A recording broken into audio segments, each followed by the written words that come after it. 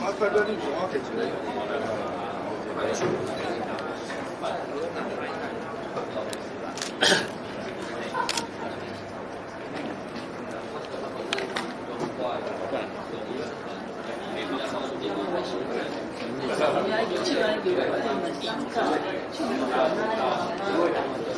友哈，还有我们2位代表哈，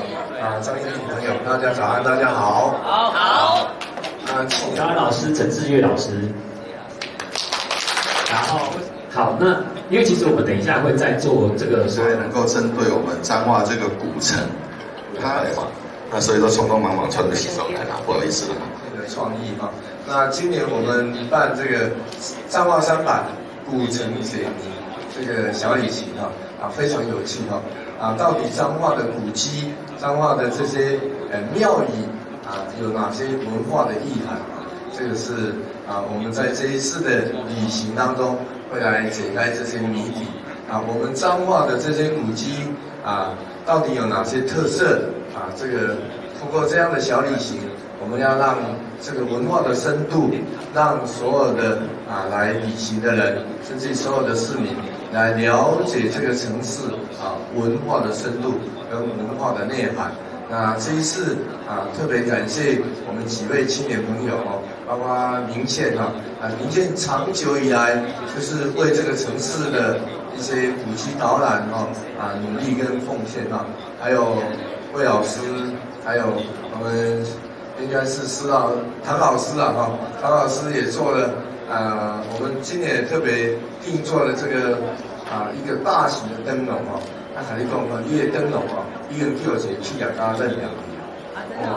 那个我相信这个会真的会扰动整个城市起来未来彰化300非常的有趣。改建之后，那我们的城市要做怎样的改变？那我们的车站要做怎样的改变我仅提供大家思考在我们邻近的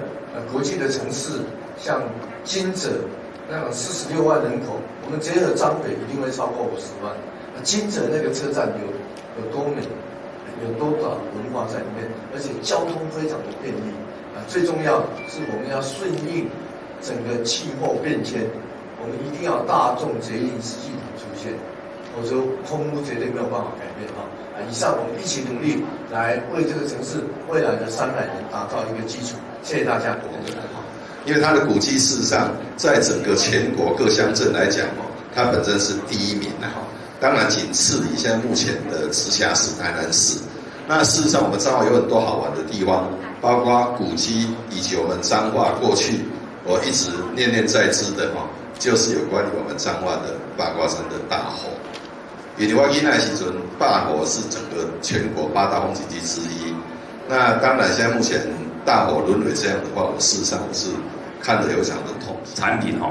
但是他都我讲，一个人要缴1年，你足老了，叫2023没啥人。